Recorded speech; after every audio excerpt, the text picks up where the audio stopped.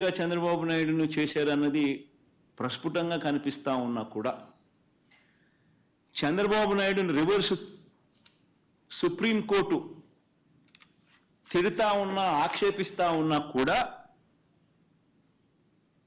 చంద్రబాబు నాయుడు గారి Twitter handle, Telugu Desam party Twitter handle ఎన్ని అబద్ధాలు ఆడుతూ ఉంది, ఎంత దుష్ప్రచారం చేస్తూ ఉందనడానికి ఇంతకన్నా నిదర్శనం కావాలన్నా చంద్రబాబు నాయుడు గారు అనే వ్యక్తి ఎంత నీచానికి దిగజారిపోయాడు అని చెప్పడానికి.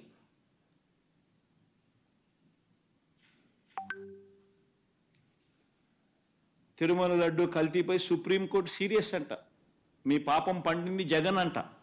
ఆశ్చర్యం. ఆయన తిడతా ఉంటే, ఆయన సుప్రీంకోర్టు ఆయన తిడతా ఉంటే, ప్రజలు ఆయన తిడతా ఉంటే, అందరూ దాన్ని చూస్తూ ఉంటే, అందరూ దాన్ని రాస్తూ ఉంటే ఏమాత్రం సిగ్గు ఎగ్గు లేకుండా దాన్ని కూడా వక్రీకరించాలని దాన్ని కూడా ట్విస్ట్ చేస్తూ మీ పాపం పండింది జగన్, తిరుమల లడ్డు కల్తీపై సుప్రీంకోర్టు సీరియస్. వైవి సుబ్బారెడ్డిపై ఆగ్రహం అంట. చంద్రబాబు నాయుడుపై ఆగ్రహం వ్యక్తం చేస్తే వైవి సుబ్బారెడ్డిపై ఆగ్రహం అంట. వైవి సుబ్బారెడ్డిపై ఆగ్రహం వ్యక్తం చేసిన సుప్రీంకోర్టు అంట. ఆశ్చర్యం అంటే ఆశ్చర్యం. నిజంగా వీళ్ళు రాసిన మాటలు చూస్తూ ఉంటే ఇంత దారుణంగా వక్రీకరిస్తూ ఈ మాదిరిగా చంద్రబాబు నాయుడు గారు అనే వ్యక్తి ఈ స్థాయికి దిగజారిపోయిన పరిస్థితులు కనిపిస్తూ ఉన్నాయి. రాష్ట్రాన్ని నడుపుతా ఉన్న వ్యక్తి నిజాయితీగా ఉండడానికి, ఆ నిజాలను ఒప్పుకోవడానికి ఇవే వివరాలను ఒక్కసారి నేను మళ్ళీ మీ అందరికీ మెమరీ ఒక్కసారి రీజిక్ చేయడానికి ఒక్కసారి మీ అందరికీ కూడా చూపిస్తా. ఒక్కసారి మీరంతకు మీరే గమనించండి. జూలై 6వ తారీఖున, జూలై 12వ తారీఖున ఏ రకంగా ఈ కంటైనర్లలో ఏ రకంగా క్వాలిటీకి లేని పరిస్థితులు వచ్చినప్పుడు ఆ కంటైనర్లను అసలు లోపలికి వెళ్ళే పరిస్థితి కూడా లేదు. యాజ్ పర్ నార్మ్స్ టీటీడీలో ఉన్న ఒక గొప్ప రోబస్ట్ పరిపాలనా వ్యవస్థ ఎంత గొప్పగా ఉంటుంది అని అంటే, క్వాలిటీ అనేది లేకపోతే అసలు వెహికల్ లోపలికి వెళ్ళే పరిస్థితి కూడా ఉండదు. అదే మాదిరిగానే జూలై 6, జూలై 12 అంటే చంద్రబాబు నాయుడు గారు సాక్షాత్తు ముఖ్యమంత్రి అయి ఉండగా వచ్చిన కంటైనర్లు ఇవి.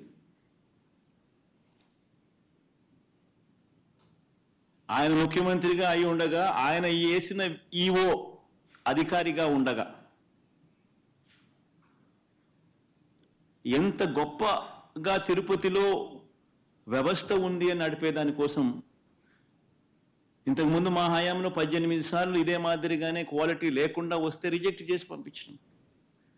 2014 నుంచి 19 మధ్యలో చంద్రబాబు నాయుడు గారి హయాంలో ఆయన ముఖ్యమంత్రిగా ఉన్నప్పుడు ఇదే మాదిరిగా క్వాలిటీ లేకుండా మెటీరియల్ వచ్చినప్పుడు, క్వాలిటీ లేకుండా ట్యాంకర్లు వచ్చినప్పుడు ఆయన హయాంలో 14 సార్లు తిరిగి వెనక్కి పంపించారు. తిరుపతిలో ఒక గొప్ప వ్యవస్థ ఉంది, ఒక రోబస్ట్ ప్రక్రియ ఉంది. ఎవరైనా కూడా మెటీరియల్ తీసుకొచ్చేటప్పుడు టెండర్లలో ఎవరైతే ఈ టెండరింగ్ ప్రొసీజర్ ప్రకారం ఈ టెండర్లలో పార్టిసిపేట్ చేస్తారు, ఆ ప్రీ క్వాలిఫికేషన్ క్రైటీరియా కూడా కొత్తగా వచ్చినట్టుగా అది ఎప్పటి నుంచో ఉండేటివి, పాతవే.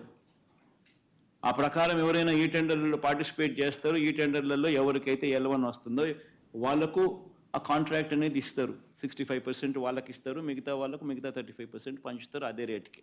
ఇది ఎప్పటి నుంచో ఉన్న ప్రక్రియ. వాళ్ళు వచ్చే వాళ్ళు కూడా NABL సర్టిఫికేట్ తీసుకొని వస్తారు, lab certificate on product quality తీసుకొని వస్తారు. తీసుకొని వచ్చిన పిమ్మట అయినా కూడా తిరుపతిలో ప్రతి ట్యాంకర్లోనూ 3 సార్లు టెస్టింగ్ చేస్తారు. ఆ టెస్ట్ శాంపుల్స్ పాస్ అవుతేనే వెహికల్ ముందుకు పోతుందా. ఇది ప్రొసీజర్. ఇప్పటికి ఎన్నోసార్లు ఈ ప్రొసీజర్ గురించి కూడా చెప్పడం జరిగింది, మళ్ళీ గుర్తు చేస్తా ఉన్నా.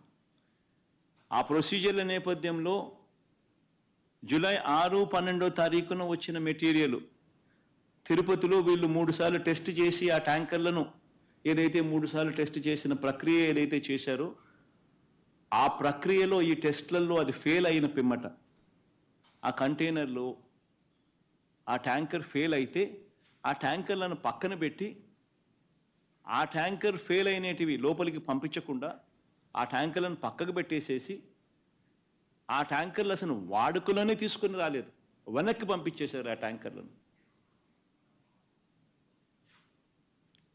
ఒకసారి ఆ 3 టెస్టులు ఫెయిల్ అయిన ఆ ట్యాంకర్లను మరొకసారి రీకన్ఫర్మేషన్ కోసం, రీటెస్టింగ్ కోసం మళ్ళీ